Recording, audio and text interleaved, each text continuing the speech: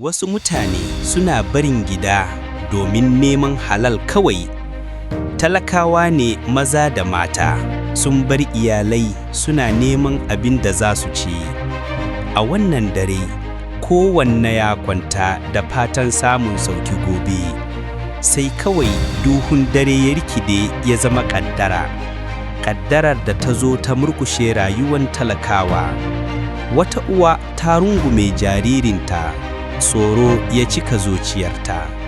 Hayyaniya ta tashi, kowa na neman mafita. Washe gari, shiru ya mamaye dukkan ƙauyen. An rasa mutane, wasu kuma sun fada hannun masu garkuwa. Talakawa ne masu neman halal, amma rashin tsaro ya tarwatsa rayuwarsu. Ya Allah, ka kare rayukanmu, ka kawo mana zaman lafiya a yankin arewa. Wannan sako ne daga Shamsu Ayuba Ganga.